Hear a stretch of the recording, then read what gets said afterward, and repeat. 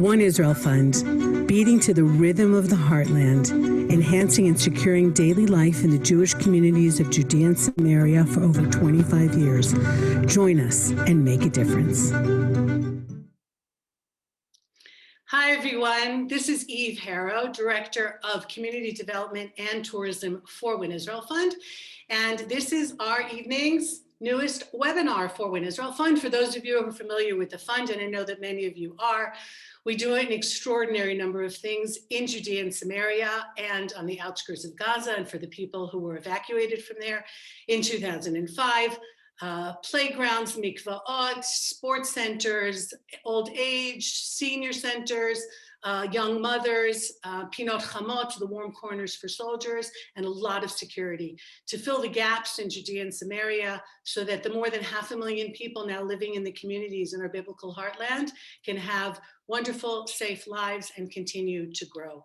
And I am really delighted tonight to have on someone I've known for a long time and for whom I have tremendous respect, Marc Zell. I'm going to just tell you a little bit about him because when he sent me his CV, which I had to cut down so just a little bit would appear on the flyer for tonight's show, he said, oh, and I sent you the short version. So I'm happy to send the entire CV to any of you who would like. You can write to me, just make sure you have enough memory on your computer. This is a very accomplished person.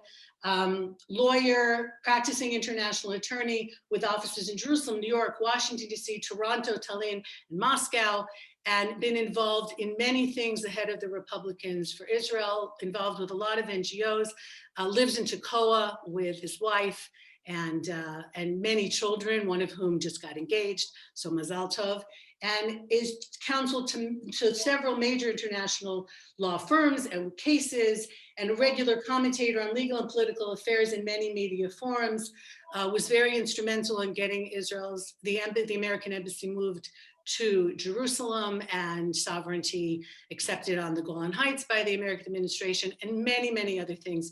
But we're here tonight to specifically talk about the fourth election in 2 years that we're having here in Israel in just a few days, and some of his opinions having to do with specifically Judea and Samaria, since that's the interest of mine and of those of you who are tuning in tonight, and how the upcoming elections can, should, and might affect Judea and Samaria. So Marc, thank you so much for joining me this evening. It is evening here in Israel.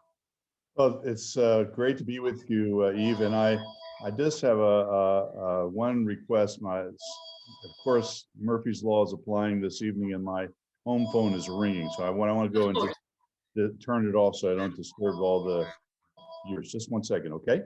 Okay, absolutely no problem. Okay. So in the meantime, I can tell you more about him. He is right now also serving as chairman of the executive committee of Ariel University, the only university in Judea and Samaria, student body of over 17,000, faculty of 500. And it's also the home of Israel's newest medical school, which was donated by Miriam and the late Sheldon Adelson, and is the largest single employer in Israel's heartland. So that is a very important role. I just mentioned, Marc, that you're also chairman of Ariel University, which is really a huge job and a very important addition to the educational landscape in Israel in general, but of course in Judea and Samaria in particular. So once again, phones are off and we're all good. It is, by the way, everybody, March 18th, 2021, the 6th day of Nisan, 5781. So as to the elections coming up, and of course you're very familiar with Washington, D.C., had a practice, still have a practice there. The big question, of course, is going to be what the new administration in Washington what the tack, how they're going to deal with Judea and Samaria. Are they going to reopen this whole idea of a two-state solution? Are they going to roll back some of what happened during the last administration? What's your feeling on that? Well, I wish I had better news for you, Eve, and for our viewers. The prospects are not good. We said this during the campaign. Unfortunately, we were correct. Just yesterday, as I know you were aware, it was reported that the Deputy Assistant Secretary of State for Palestinian American Affairs, whose name is Adi Amr, submitted a report to his superiors at the Department of State, calling for the reestablishment, a reset is how we put it, a reset of Palestinian American relations after 4 years of the Trump administration, which, as we all know, basically cut off contact with the Palestinian Authority and the UN agencies that support this authority. All of that now is going to be, according to this report, all of that's going to be reversed. The two-state solution is back on the agenda in a major way. The consulate general in Jerusalem, which was closed at the same time that the U.S. embassy was transferred from Tel Aviv to Jerusalem, something like that is probably going to be opened again. The policy with regard to Jewish presence, settlements, communities, towns, universities like Ariel University, that's likely to be reversed as well. Although the spokesman for the State Department, when asked about this yesterday, said that there has been no change in U.S. policy, the timeline for this change, there is going to be a change and it's likely to occur within the next month or two. That's not good news. All right, so given that tonight's topic is, of course, the Israeli elections, the reason I started off with that question about the American administration is because it seems to me that there has been, aside from the news that is coming from the States, there's been very little discussion in the atmosphere of the Israeli elections about this new administration. What do you think would be the best makeup of an Israeli government to deal with what we have coming out of Washington? Because that's a crucial question, especially for those of us who do live in Judea and Samaria. Well, I think let me just address the premise of your question first, Steve. The fact that you're not hearing a lot about this from the various candidates, various parties running in the Israeli election, I believe has a lot to do with the fact that no one really wants to speak out of school and upset the apple cart, so to speak, with this new administration. No one really knows what they're up to, but we know that as I indicated a moment ago, their plans are not particularly encouraging. So people on the right, from the prime minister to the other right-wing parties and the center right and center left parties, are being very careful about this. As to what we need in terms of an Israeli government, my view is that we need a strong Israeli government coalition, center-right coalition that will protect and stand up for all the impressive gains that were made in Israeli-American relations over the past 4 years, and emphasize the important strategic issues that both America and Israel have to face today in the Middle East, particularly vis-a-vis Iran and Syria and Turkey and other elements, Revenant, ISIS. You know, there are a lot of things happening here, and to protect the very new and fragile bilateral arrangements between Israel and Sunni Arab states in the Gulf, Sudan, Morocco, and so on. So I think that's what we need. In my view, that's what we need here. God knows what will happen in what is it now, 5 days when the elections are set to occur. Right. There's polls every 5 minutes. I read a very interesting one a couple of days ago that spoke about how the left wing is there's actually big left wing in Israel, but they're voting for right wing parties. Now, you and I both know that, especially since Oslo literally blew up in everybody's faces, the voter in Israel, and especially, I mean, we have voters who are 18 years old. So that means that their entire lives have been in the shadow of the Oslo agreements and the terror that followed it, and the fact that the Palestinian Authority was nowhere near the partner that we promised it would be.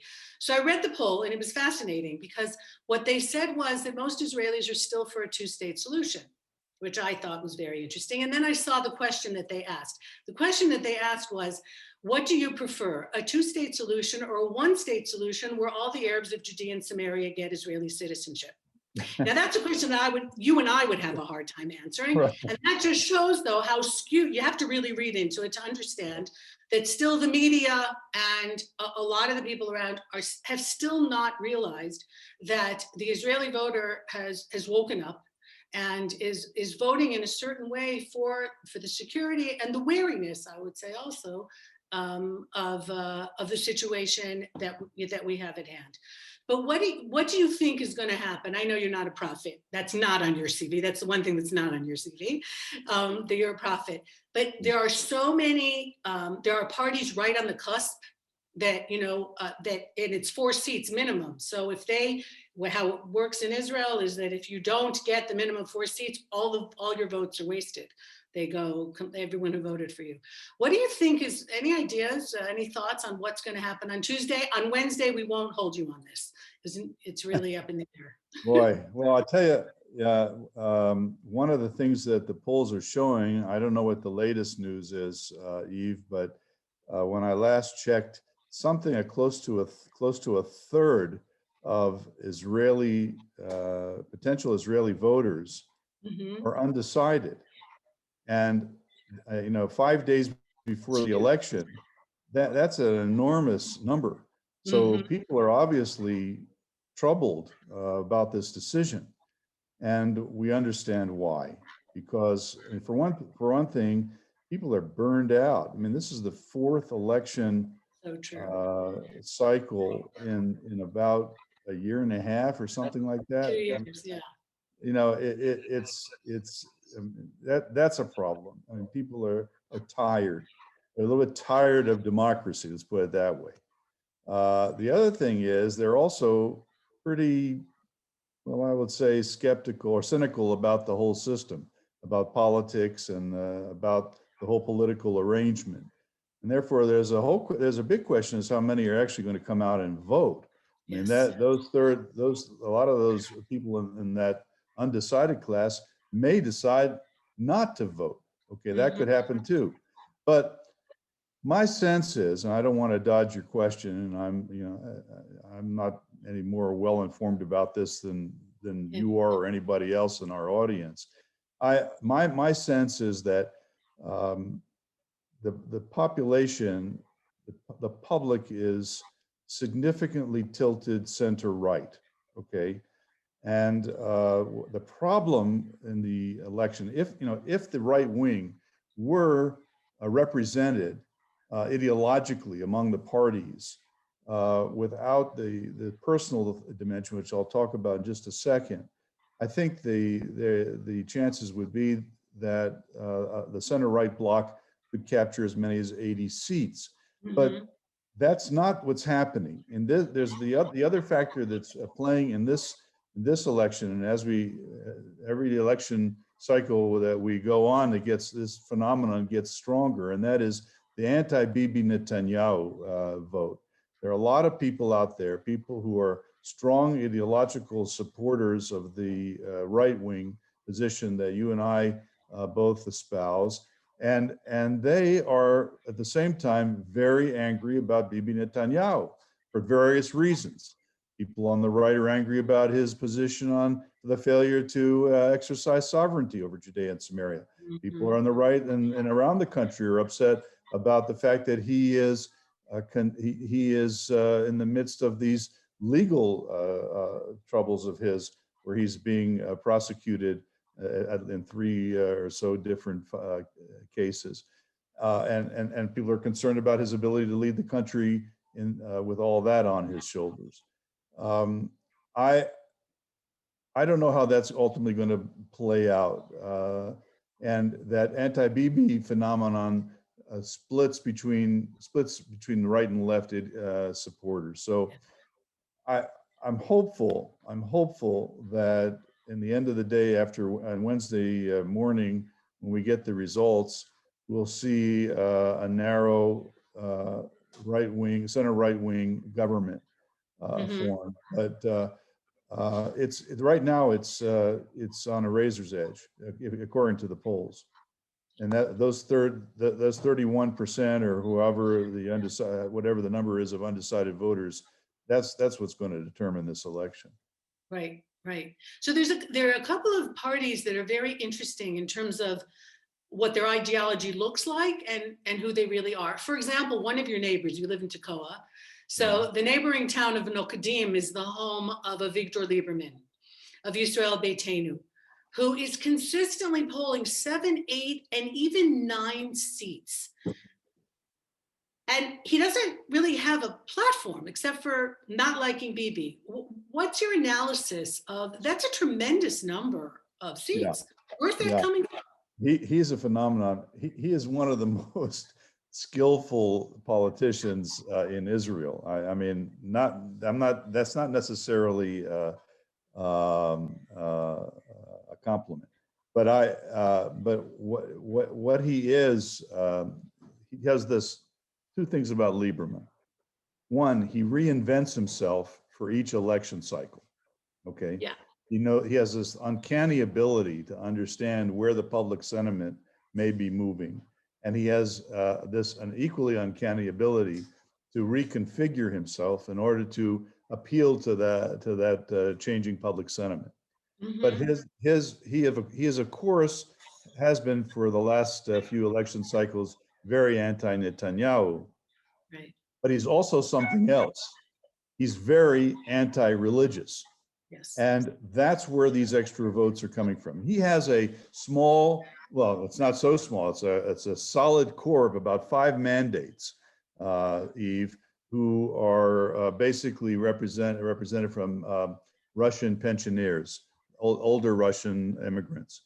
But the additional voters that supported him, those additional mandates, 2, 3, well, you even mentioned possibly 4, right, that are coming from people that not only share his anti-Bibi views, which is the anti-Bibi sentiments are widely spread among various different parties in this election. Mm-hmm. But the anti-religious one is, he definitely is out in front on that one. He is virulently anti-religious. I don't believe my own sense is that he doesn't really believe that, but he knows it plays well in the public, and so mm-hmm. he's using that and exploiting that. And it's working for him, according to the polls, at least. Mm-hmm.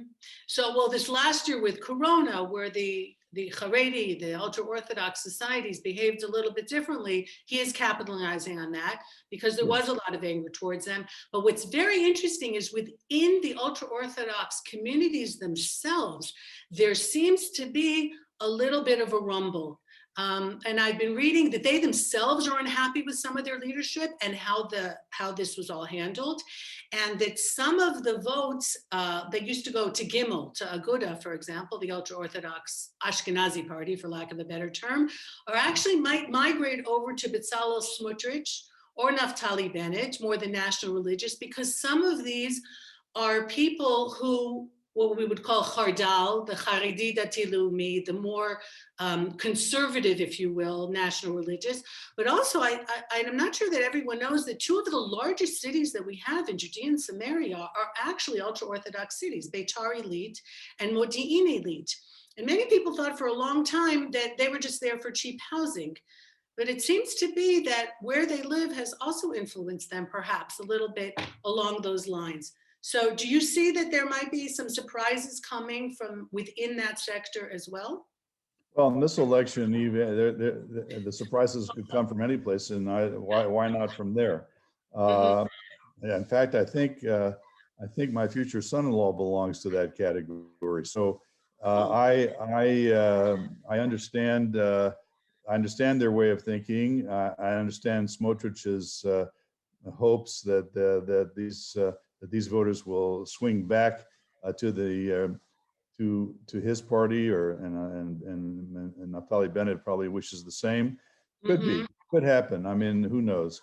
But in terms of where this is ultimately going, Eve, I'm not sure it makes a lot of difference. Okay, in other words, a shift from an ultra-Orthodox, a Haredi voter, Shas or UTJ, Aguda, to Bennett or Smotrich or to the Likud, none of that will affect the balance between the center right and the center left blocks in the Knesset coming up.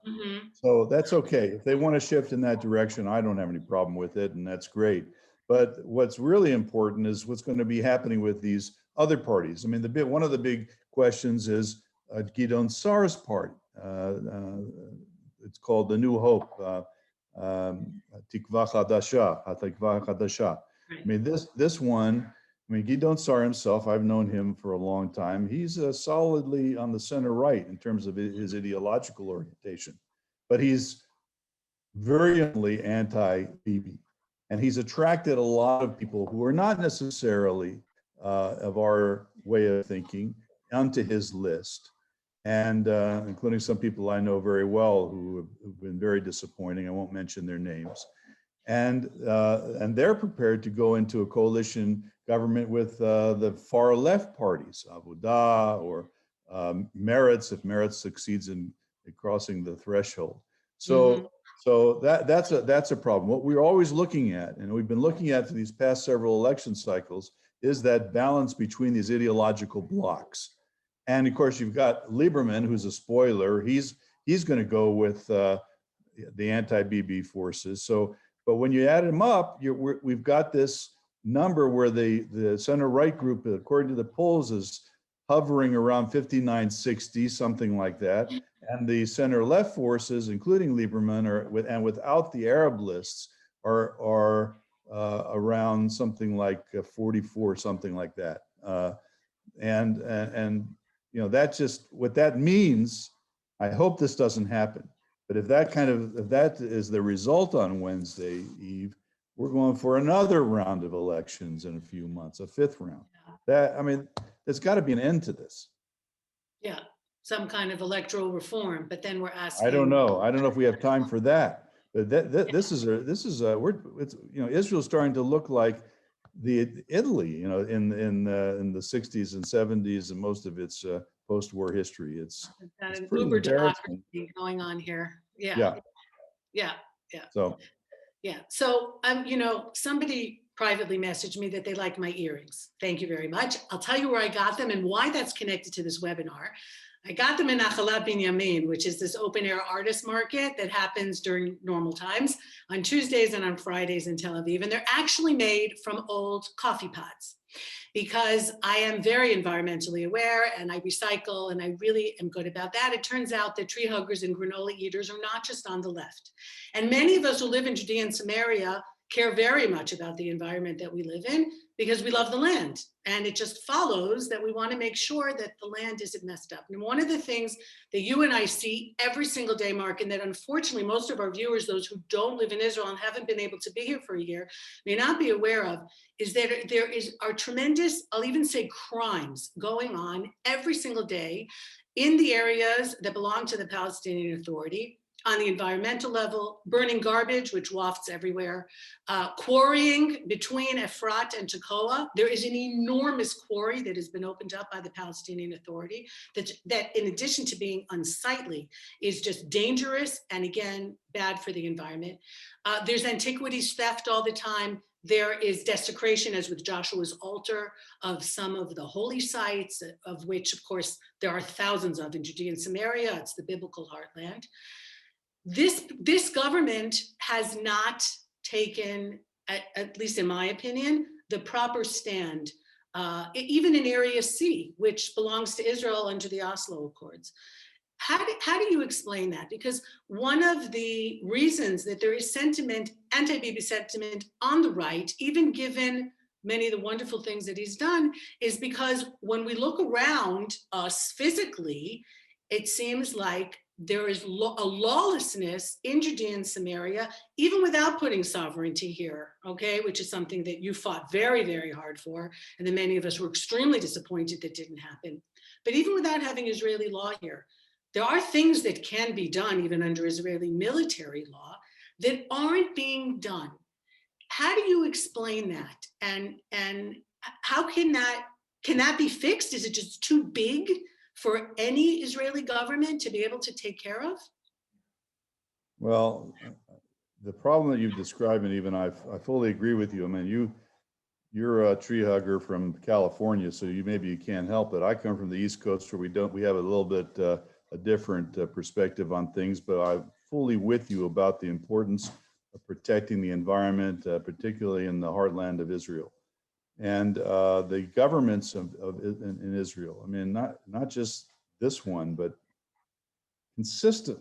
consistently for years have mishandled this issue, just as they've mishandled the question of protecting Jewish archaeological treasures on the Temple Mount and other places. Mm-hmm. I mean, it's a chronic problem.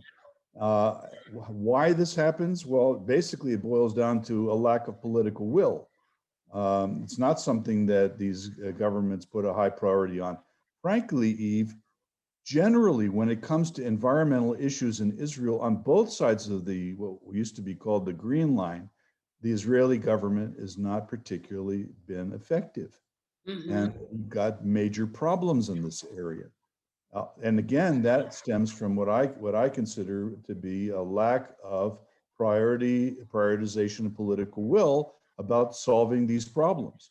There's one that, I mean, I'll give you this example. I'm going to try to describe it in a way that won't be too offensive to our viewers this evening. But I recently handled a case up at the military court at the Ophir prison. You know where that is. Mm-hmm. It's near just outside of Ramallah, right, in an Israeli-controlled Area C area. And when you go to the court, when you go to the courtroom in this area, you can't hardly breathe for all of the stench from the Palestinian effluent runoff from Ramallah. Right. Now, what the heck? I mean, how can this be? This is an Israeli court, military court, appellate court. They're all sitting there. These workers, these soldiers of ours, young soldiers, are working there on a daily basis, and they're being exposed to this. I mean, it's something like out of a third world country. Where is the political will to deal with that? I asked that question, and they say, well, listen, it's the Palestinians that are causing this. Well, you know, if you can go in and you can, as we do from time to time, and chase after a terrorist and arrest them and do what needs to be done to stop physical terror against us, we need also to stop environmental terror. And that's what this is. Maybe it's negligence, maybe it's intentional. But we know that our enemies, including the Iranians recently off the coast of the Mediterranean coast, have no problem causing an environmental disaster in order to hurt the Jewish state, or burning down our forests, or causing these, or failing to provide for proper sewage treatment. And all of this is due to a lack of political will on the part of our authorities and the international community that supports the Palestinians, for God's sakes. I'll say one final thing on this issue, Eve, and that is at the University of Ariel, we are very concerned about this. And one of the things we've been proposing to the American government for years is that we do projects with the Palestinians in order to solve these kinds of problems. We have expertise in this area. We're located in this area. We can solve water treatment problems and charcoal burning problems and trash burning problems. We can do that. For many years, the American government simply boycotted us. One of the things that we were able to accomplish, and I'm glad I had a role in this over the years, is to convince the previous administration to change the whole American law about this. So they got rid of the boycott of Jewish institutions, academic institutions over the Green Line, so that we can deal with these problems together with the Americans, the others in the area that want to do something about it. my fear is, and we talked about this at the beginning of the webinar, and that is the Biden administration may take steps to unravel that, undo those tremendous achievements, and send us back into the Middle Ages where we were during in past administrations. Mm-hmm. Which, of course, we realize that for anybody who's really interested in coexistence and really interested in people having decent lives, whether they are Arabs or Jews, or if they live in an Arab village or a Jewish community in Judea and Samaria, is actually antithetical to what they say that they want to have happen. All right, because there are a lot of contacts and a lot of approaches and a lot of commonalities among the people living here, as you and I both know, that don't make the news, that can't make the news, because we all just want to have decent lives, raise our children in health, have safe roads, and whatever it is. So there's a couple of questions that have been sent in on the chat. I'm going to go for the ones that are specifically related to Judea and Samaria. I know that you have such a broad range of knowledge that people want to ask you about anything. And as I said to you before we went on, if things get slow, I can always ask you to sing, because I thought you were joking. Our viewers don't know that you have an incredible set of pipes, and I have seen you perform as a side. I don't know how that works on Zoom, though. Let's not try that. Okay. No, we won't try that, and I definitely won't, and not for religious reasons either. Donald Straub asks, the Palestinian Authority and Hamas are scheduled for elections a few months down the line. Would a Hamas victory throw a sledgehammer into U.S. plans regarding Judea, Samaria, and East Jerusalem? Well, that's a great question, and I want to say, you know, I balked at trying to predict the outcome of the Israeli elections. A fortiori, that's a legal term, even more so with respect to Palestinian elections. Who knows what's going on there? I'm not even sure they'll actually have them, frankly. But quite honestly, I mean, this is a kind of a question that puts you between a rock and a hard place, because Hamas is a terror group. Okay, I mean, we know what they do. They've been running Gaza since 2006 or 7, whatever it is, and all we've had from them is just a periodic rocket attacks and terrorist attacks and all kinds of inimical activity. I don't want to suggest that the Palestinian Authority is much better in this regard, although I have to tell you that I have my own contacts within that community at a fairly high level, and I can tell you that there are people there that really do want to work with Israel. But if the Hamas would win the elections, I think the chances of any kind of cooperation with Israel will be out the window. Now, that's a bad thing on the one hand. On the other hand, and I'm going to try to be diplomatic about this, a Hamas victory will be, I think, as as the questioner posited, will throw a wrench into the American efforts at this reset that we just talked about at the beginning.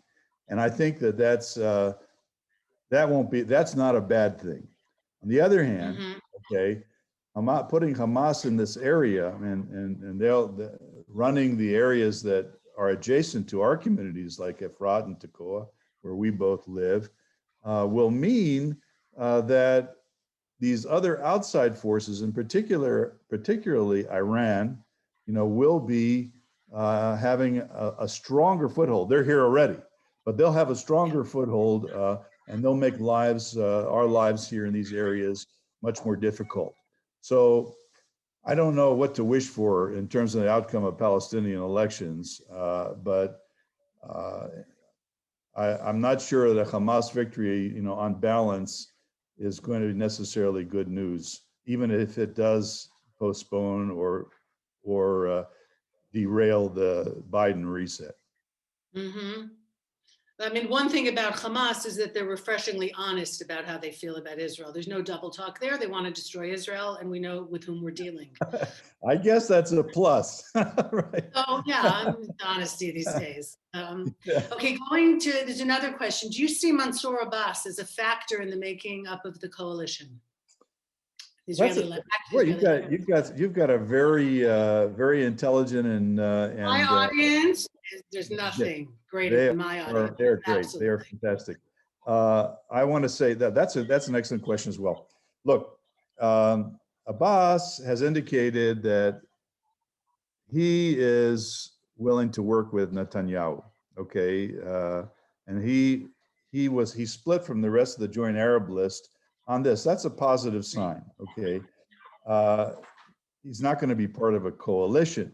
That's just not in the cards. I mean, it hasn't happened yet in the history of Israel. But No, but who knows? Yeah.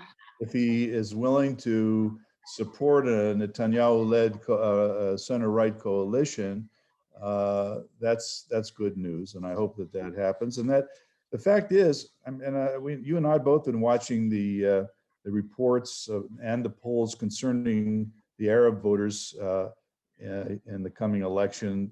I mean, there's a movement on the part of Arab voters to vote increasingly for Zionist parties, including right-wing parties. So, Hmm. so, and that now I look at that as a positive development. They have their own reasons for doing that, but that is a sign that the Arab population in Israel may be becoming more sophisticated and willing to kind of spread the wealth a little bit when it comes to their votes in these elections, not always supporting extreme left-wing parties or lists.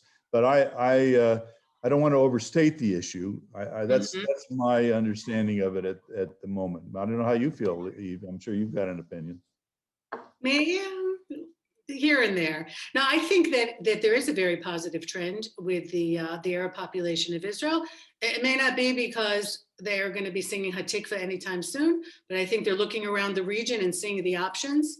I read a fascinating article about the Druze on the Golan Heights, very many of whom did not accept Israeli citizenship even after Right. 1967, although it was offered, and now they are. Because they see what's going on in Syria, they see how awful it is there, and they're realizing that they can have a very good life living in Israel. And also, there seems to have been a nicer feeling towards the army, believe it or not, the home front, with the whole pandemic.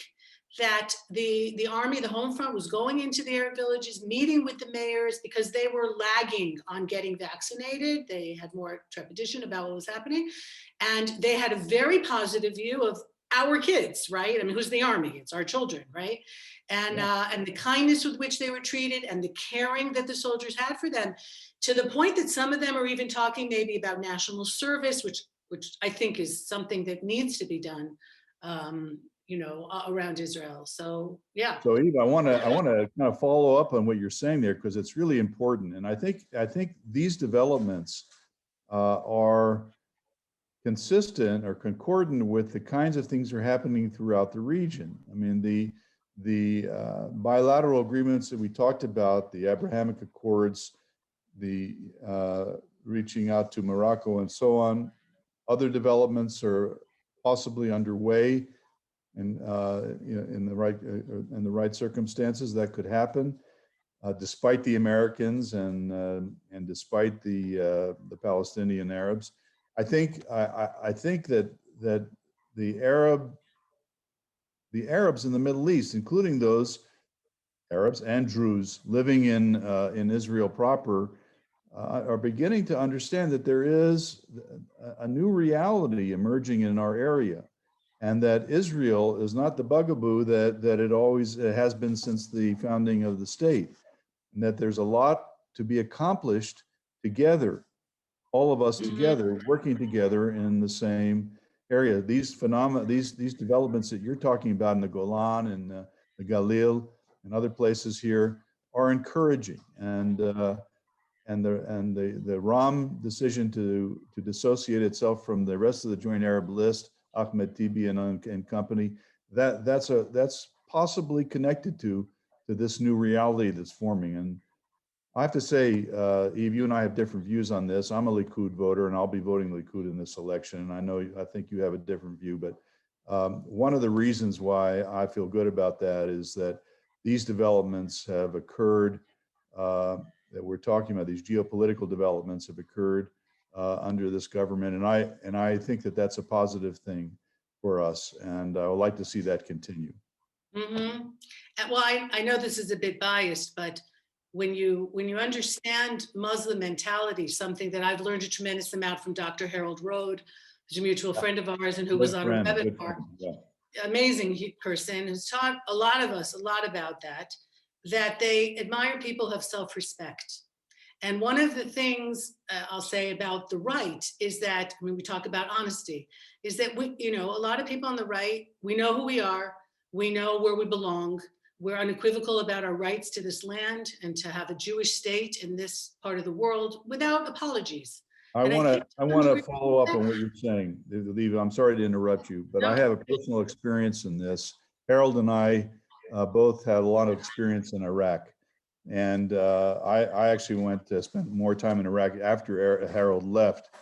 And I even have an office still in northern Iraq in Kurdistan. So I go there from time to time. And I also often stay with Iraqi families when I go there, or I eat with them. And what you're saying and what Harold's saying is absolutely correct. When I go there, they don't meet people like us. I mean, people are religious Jews, who believe or are proud of their Jewish heritage and proud of the Jewish state and not afraid to talk about it. And our conversations are private, of course, but in every case, these people, my counterparts in Iraq, were and are always amazed by what we have to say when we speak up and we talk about Judaism and the Jewish state and our own views, our own self-image. They are not only totally surprised by this because they never encountered it and they're certainly never hear about it or educated about it, but when they encounter us on a personal level, they're very, very impressed and very, very responsive. So I think that I'm 100% behind what you just said, Eve, and from my own experience here in the Middle East. Mm-hmm. Yeah, there's a lot of hope. There really is. And I think there's a lot of admiration towards Israel. And from that strength has come these relationships that we're seeing. So Gerald Platt has a question. Despite the benefits achieved and anticipated by all who participate in the Abraham Accords, and of course you were very involved with that, there's no doubt that the Iranian threat was a major catalyst. And do you feel that the Biden administration's very clear intentions to revisit the JCPOA or a modified version of it may rattle the Accords?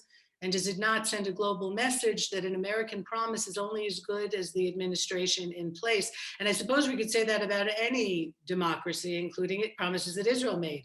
When there's a transition, how much does the government have to hold to what the former administration signed or promised? Okay, well, there are two pieces to that question. And again, another excellent one.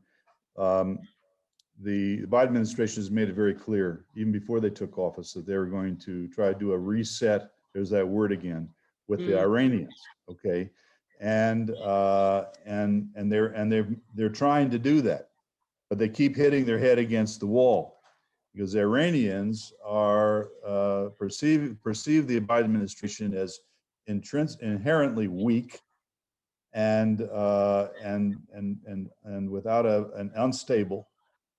And the Iranians, therefore, are driving an extremely hard bargain. So they're refusing these offers, these overtures by the Biden administration to kind of reopen the dialogue and reinstate the JCPOA. They want more than that. They want more than the JCPOA. The Biden administration was talking about, well, we can go back into it. We'll make some corrections. Well, the Iranians aren't willing to make any corrections. The opposite.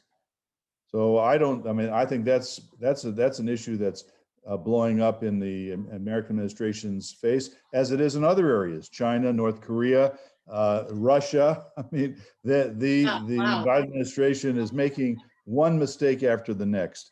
Now, with regard to the second part of the question, and that is what, whether in a democratic government, when there's a transition, what are the obligations of the successor administration to keep the policies of the previous one?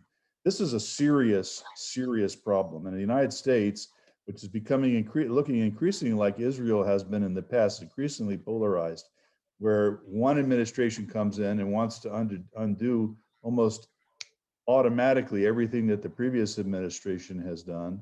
And that pattern is repeating itself now, where the Biden administration, without even looking carefully at these issues, has gone in and just and basically apparently throwing the baby out with the bathwater. Okay, this is a bad approach, and I think we do need more consistency between the administrations. Now, that's easy for me to say. Remember when the Trump administration came in, it also wanted to undo the previous administration's, Obama administration's policies here in the Middle East, and they did some amazing things from our point of view.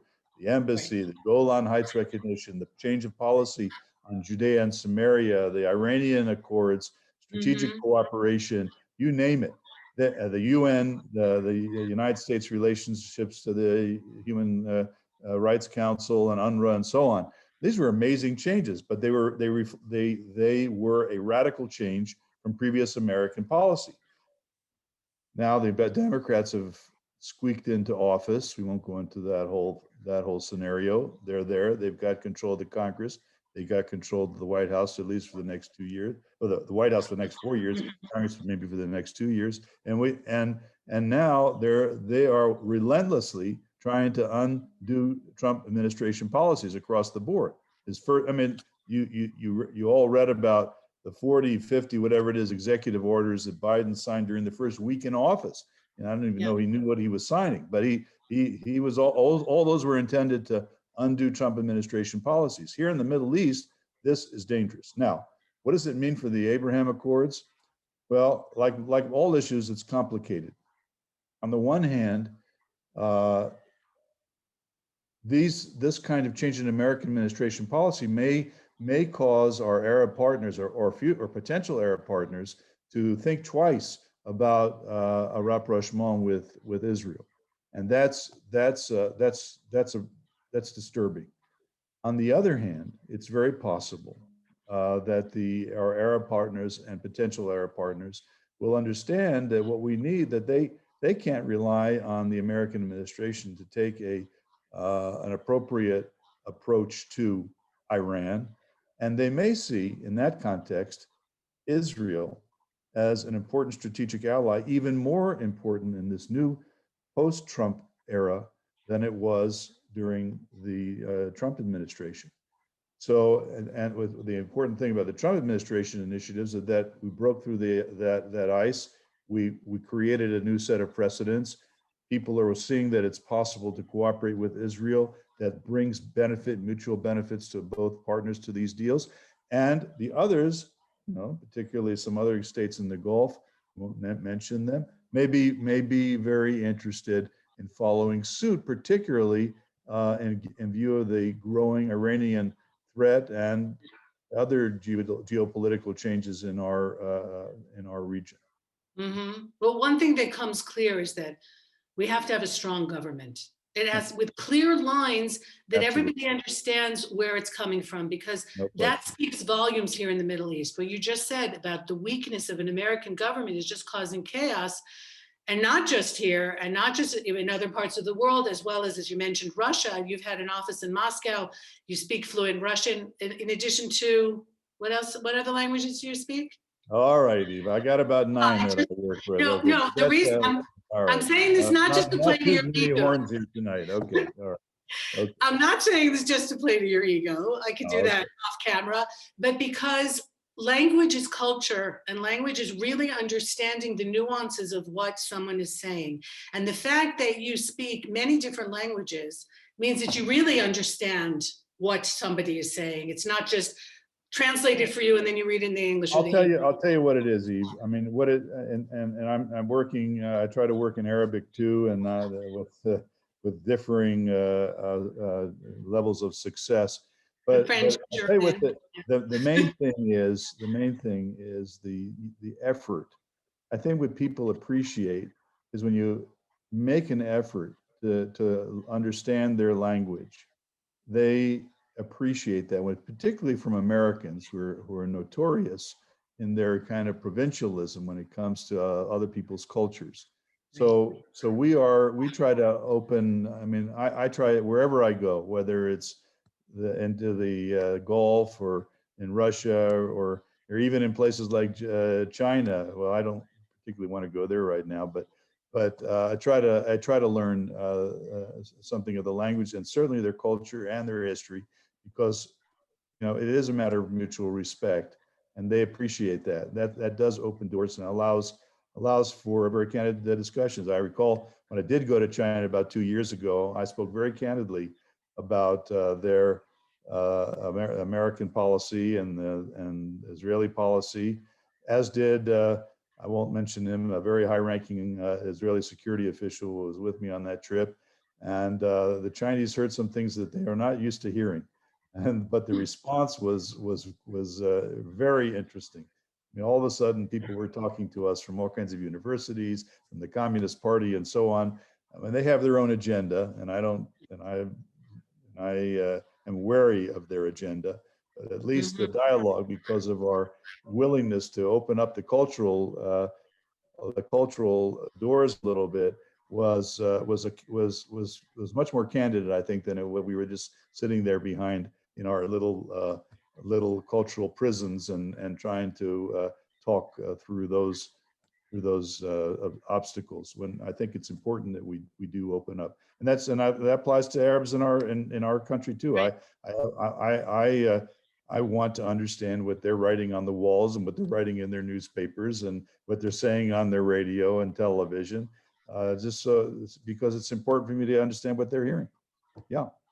Mm-hmm. Well, that's something that I actually hope a new Israeli government will do, is mandate learning Arabic from first grade on for all Israelis.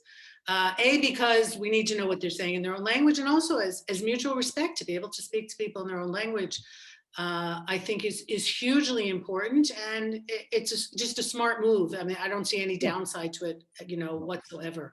Absolutely. I think that would really be something that some of the candidates have spoken about that in the past, and it's something that I think would be important. So the one area that we really haven't spoken about yet, of course, is Europe.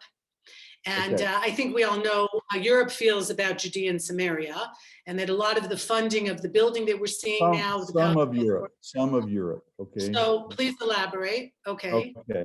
Look, the European Union has, as an institution, is anti-settlement, anti-Judea and Samaria. We at Ariel University have been on the front line of that, of fighting European Union discrimination against our institution and businesses and throughout Judea and Samaria. By the way, that's another area where the Biden administration wants to change the rule. They want to cancel the Trump administration's rules about country of origin designations from goods coming out of our communities in Judea and Samaria, Eve, and go back to labeling them as settlement products or not coming out of Israel. I mean, that's really a slap in the face. But the Europeans are the Europeans, that is the French and the Germans and the people that follow that particular bloc are strongly opposed to us. On the other hand, we have a lot of friends in Central and Eastern Europe, in the Czech Republic, in Slovakia, in Hungary, and Austria even, where people are at Poland, okay, the Baltic states. There's people that are familiar with the history of the Holocaust will find this a bit ironic, but thank God it's happening for whatever reason. And I think these states in Europe are taking a different look at Israeli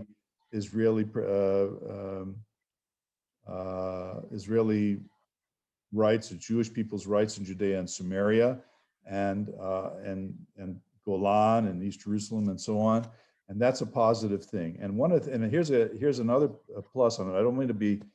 I'm not giving him praise because I'm trying to push him as a candidate. I'm voting Likud, I mentioned, but Netanyahu has been very skillful about taking advantage, exploiting this kind of rift or division within the European community on issues concerning our country and our biblical heartland, Judea and Samaria. So I think that I think we need more of that, and I'm going to completely agree with you, Eve. We need, God help us, make and elect a strong, stable government after Right. March 23rd. I don't think it's in the cards, but we got, at least I want to pray for it. So, and each of us has to do our role, our job, Eve. The most important thing that we can do, regardless of which particular party you support, is to vote. We've Right. got to vote. The worst thing that could happen is for us to sit on our hands out of frustration or exasperation or anger and not go to the polls on March 23rd. We've got to do it.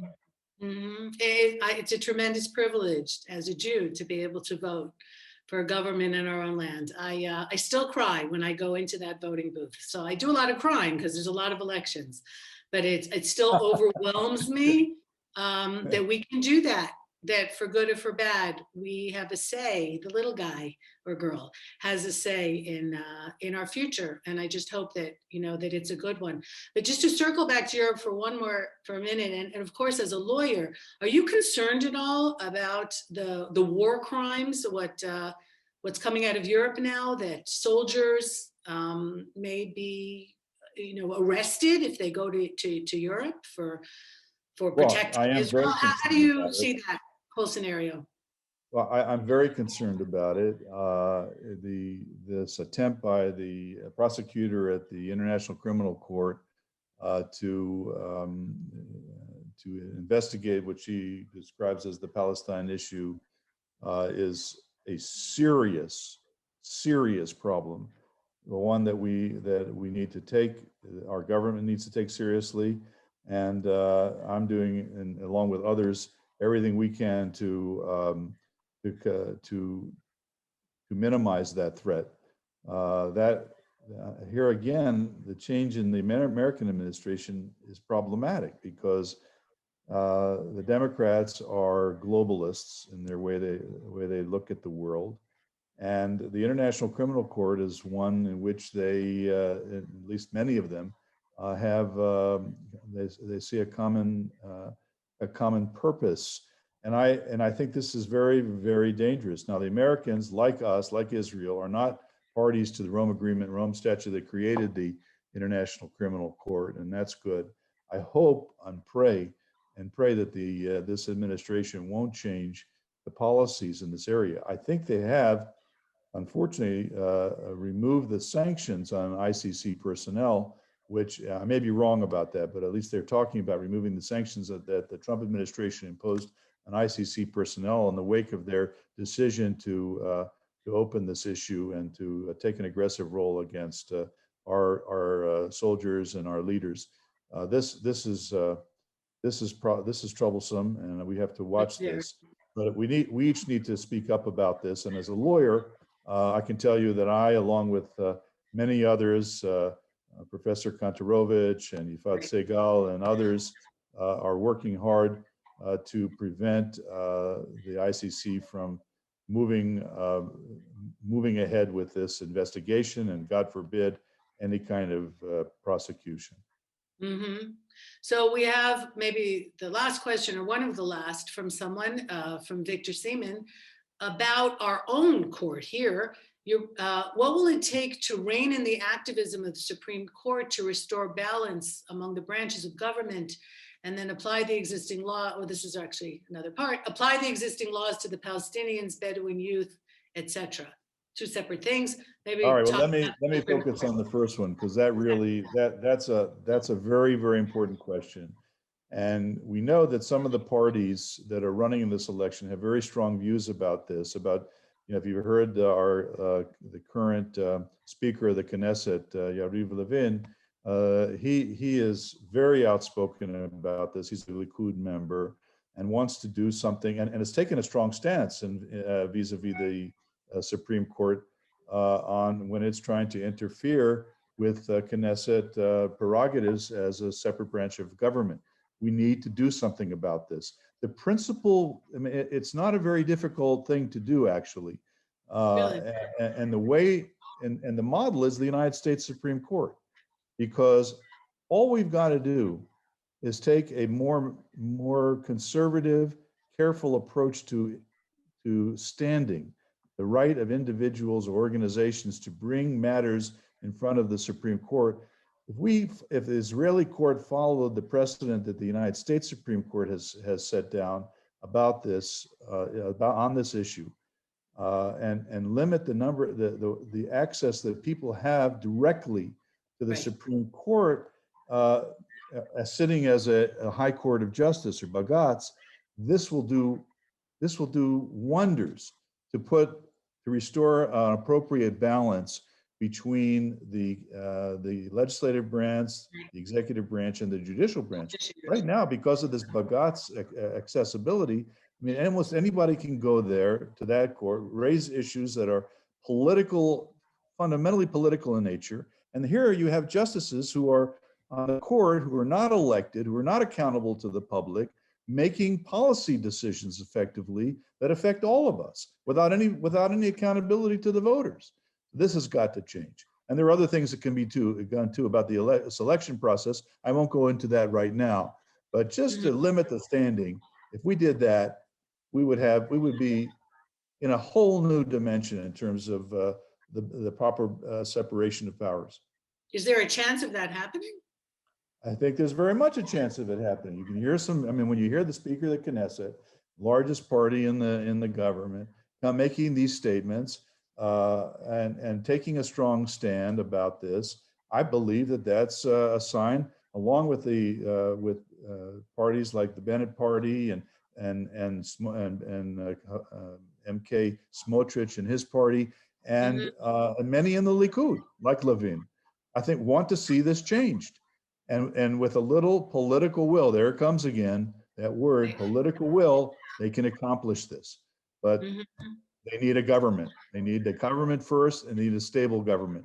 61, even if we get to 61 mandates, I mean, you know what that means. It means that they're a prime target for political, leverage. Some people might call it blackmail.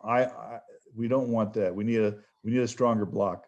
So how to get there, that's another webinar. But well, it was noted by one of the questions, something like 20 or 25% of the people living in Yudav Shomron didn't vote in the last election. That is a shande. Yeah. That is a shande. That is terrible. I excoriate it. I condemn it. No reason for that. None. Okay. Yeah. And that, by the way, Eve, that's us. Okay. We can blame the Americans. We can blame the Arabs. We can blame the left wing. But in the end of the day, if we don't vote, we're responsible. Okay. Yeah. That's where it comes down to, bottom line. Yeah, there's a lot at stake in this election. There really is. And I just remembered something as you mentioned the bagatz, something that affects a lot of the people viewing us tonight who made plans to come to Israel for Passover, haven't been here in a long time. And once again, a bagatz, striking down or opening up the airport, or what's going to happen. I mean, in this whole Corona environment, it's very unclear. That's a good thing they've done. Okay.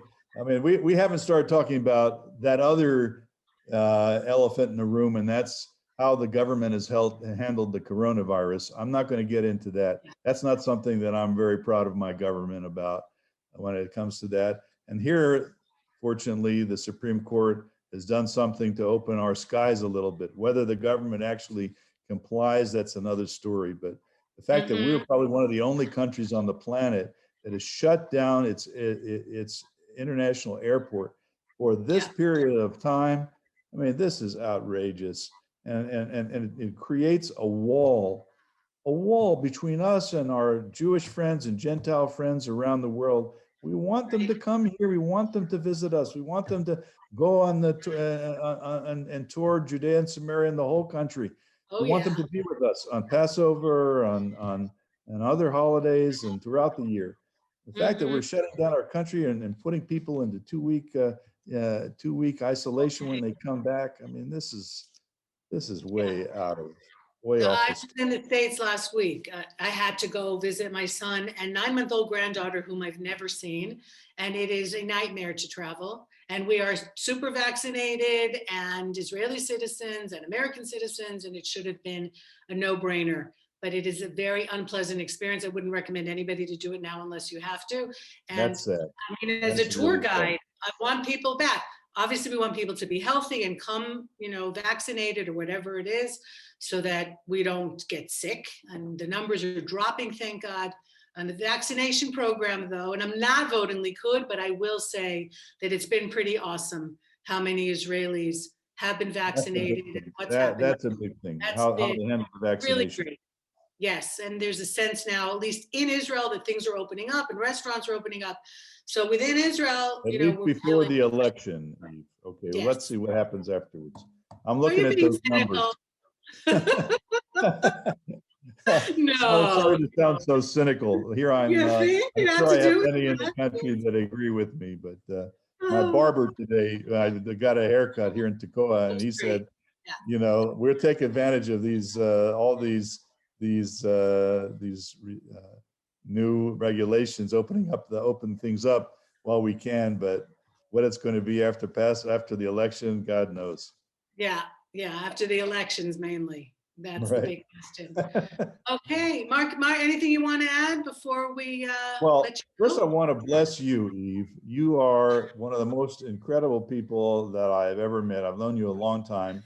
You don't stop working for the Jewish people, for our country, for Judea and Samaria.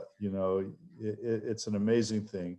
And all the work you're doing for the One Israel Fund, the work that they do, I know from my own personal experience, is extremely important, and I do want to endorse all the efforts that you're making on their behalf, and all the folks watching tonight and who may be joining us or looking at us on the internet in the future.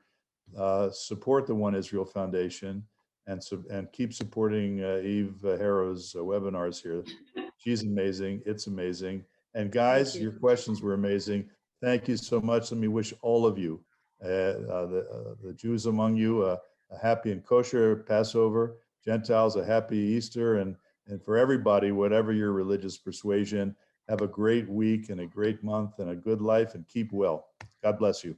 Absolutely. I will totally second that. And hopefully the skies will be open soon and you can all come and tour. There's a lot of tour guides just waiting for you to come back. New national parks opened, museums that have been refurbished. We haven't been sitting on our hands. Herodian, right near where Mark lives, got a whole new exhibit there of the theater that was opened. It's even more exciting than it was before, and that's saying something. So thank you everyone for joining us tonight. And really, Marc Zell shared with us a 0.0001% of the things that he's done and the knowledge that he has. And so really, Godspeed to you in everything that you do. And I appreciate you joining us tonight and sharing a little bit of what you know and what you feel and think with our listeners, our viewers, who are the best, absolutely the best, without question.